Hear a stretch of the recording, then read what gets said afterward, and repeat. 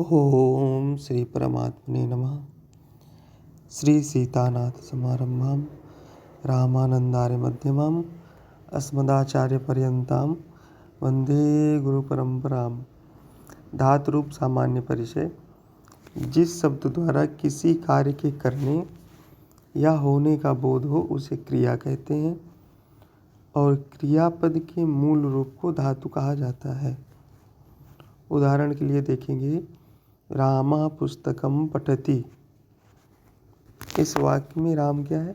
करता है और उसके द्वारा पुस्तक पढ़ी जाती है।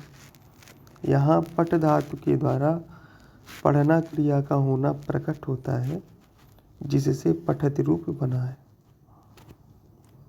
संस्कृत साहित्य में विभिन्न अर्थों को बताने के लिए अनेक धातुएं हैं और इनका विभाजन 10 गणों में किया गया है। सर्वप्रथम भवादिगण, दूसरा अदादिगण, तीसरा जुहुत्यादिगण, चौथा दिवादिगण, पांचवा स्वादिगण, छठा रुधादिगण, सातवां तुदादिगण और आठवां तनादिगण, नौवां क्रयादिगण और 10वां क्या हो जाएगा? चुरादिगण। गणों के नामकरण का आधार उस गण में आने वाली प्रथम धातु है। जैसे भवादिगण का आधार उसमें सर्वप्रथम आने वाली भू धातु है, भू धन आदि। चुरादिगण का आधार सर्वप्रथम आने वाली चुर धातु है। इसी प्रकार अन्य गणों का नामकरण भी उनके प्रथम धातु पर ही आधारित है। इसके अतिरिक्त प्रत्येक गण में 3 प्रकार की धातुएं पाई जाती हैं। पहला परस्मैपदी, दूसरा आत्मनेपदी और तीसरा उभयपदी। परस्मैपदी धातुओं के वर्तमान काल में ति, ता, अंति,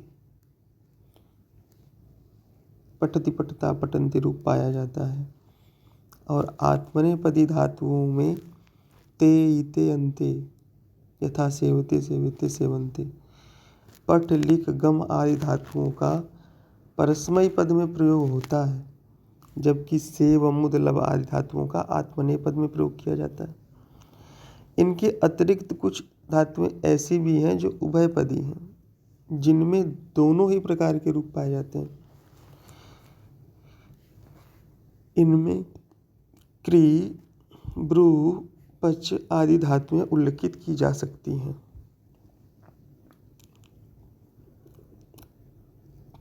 उभयपदी धातुओं का यदि क्रियाफल कर्तृगामी हो तो आत्मनेपद एवं परगामी हो तो परस्मै पद का प्रयोग किया जाता है। फिर से समझिए, यदि क्रिया का फल कर्तृगामी है तो आत्मनेपदी और परगामी है तो परस्मै पद। काल एवं विधि आदि अर्थों के आधार पर संस्कृत व्याकरण में 10 लकार पाए जाते हैं। कौन कौन सा? लट, लिट, लुट, लिट, लेट, लोट, लंग, लिंग, लुंग और लिंग। लट लकार दिया है कि वर्तमान काल को व्यक्त करने के लिए लट लकार का प्रयोग किया जाता है। जैसे रामः पाठं पठति, छात्रः गुरुं सेवते। लिट लकार कहाँ प्रयुक्त होता है? लिट लकार का प्रयोग ऐसी घटना का वर्णन करने के लिए होता है जो हमारी आंखों के सामने न घटी हो और ऐतिहासिक भी हो। जैसे रामः रावणं जघान। लुट लकार देखिए, भविष्य काल की क्रिया को व्यक्त करने के लिए लुट लकार का प्रयोग किया जाता है, किंतु यह काल अद्यतन आज का नहीं होना चाहिए।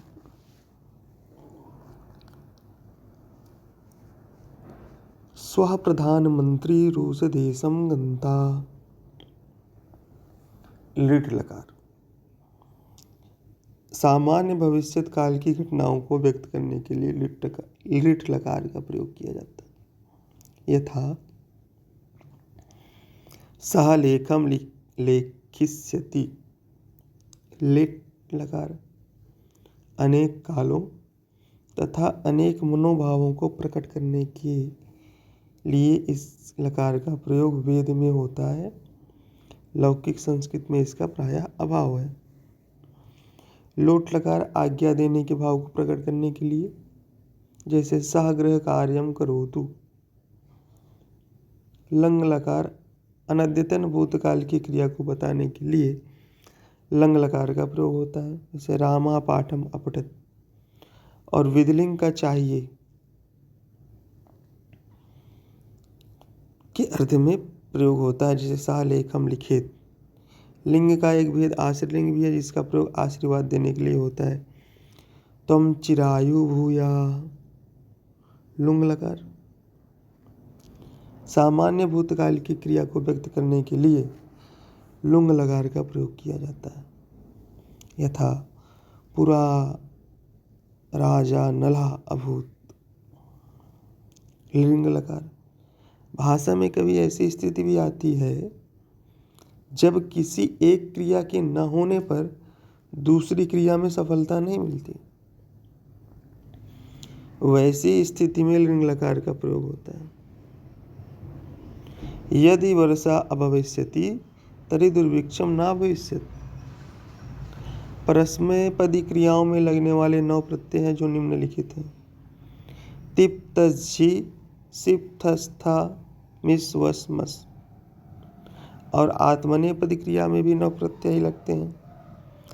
ता ताम जा था साधाम ध्वम इट वही मय। लट लकार वर्तमान काल।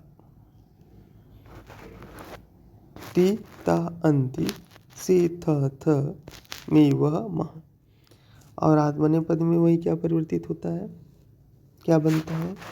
ते इते अंते से इते द्वे और ई वह मय। लंग लकार भूतकाल में क्या होगा? ता ताम अन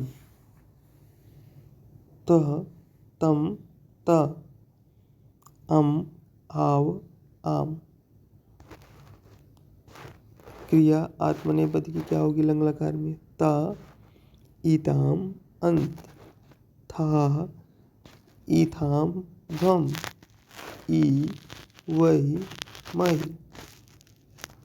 लिट लकार में देखिए, पहले परस्मैपदी में फिर आत्मनेपदी में। स्यति स्यतः सन्ति स्यसि स्यथा स्यथ स्यामि स्याव स्याव स्यामि स्यावः स्यामः। आत्मनेपदी में देखेंगे स्यते सेते स्यन्ते स्यसे सेथे स्यद्वे से स्यावः स्यामः। लोट लकार आज्ञा के लिए तू ताम अंतु अतम ता आनि आव आम। तामिताम अंताम स्वाइथाम ध्वम अये आवहे आमहे। विधिलिंग परस्मैपदी में इत इताम इयुः इह इतम इत इयम इव इम। और आत्मनेपदी में क्या होगा? ईत इयाताम ईरन ईथा इयाथाम ईध्वम ईय ईवहि ईमहि। परस्मैपदी क्रिया और आत्मनेपदी क्रिया। पठति पठतः पठन्ति पठसि पठतः पठत पठामि पठाव पठाम। आत्मनेपदी में क्या बन जाएगा? देखिए, सेवते सेवेते सेवन्ते सेवसे सेवेते सेवद्वे सेवे सेवावहे सेवामहे। लंग लकार में अपठत अपठताम अपठन अपठः अपठतम अपठत अपठम अपठाव अपठाम। यहाँ क्या होगा? असेवत असेवेताम असेवंत असेवथा असेवेताम असेवध्वम असेवे सेवावही सेवामय। लिट लकार देखिए, पठिष्यति पठिष्यतः पठिष्यन्ति पठिष्यसि पठिष्यतः पठिष्यत पठिष्यामि पठिष्यावः पठिष्यामः। आत्मनेपदी में सेविष्यते सेविष्यन्ते सेविष्यते सेविष्यन्ते सेविष्ये सेविष्येत्थे सेविष्यध्वे सेविष्ये सेविष्यावहै सेविष्यामहे। लोट लगार देखेंगे। पठतु पठताम पठन्तु पठ पठतम पठत पठानि पठाव पठाम। सेवताम सेवेताम सेवन्ताम सेवसु सेवेताम सेवध्वम सेवै सेवावहै सेवामहे। विधिलिंग लगार देख लीजिए। पठेत पठेताम पठेयु पठे पठेतम पठेत पठेयम पठेव पठेम। आत्मनेपदी में हो जाएगा सेवेत सेवेयाताम सेवेरन सेवेथा सेवेयाताम सेवध्वम सेवे सेवे वही सेवे मय। इस प्रकार हम सम्यक रूप से धातु रूप का अध्ययन कर पाए। आशा है कि आप सब इसको समझ गए होंगे। Thank you.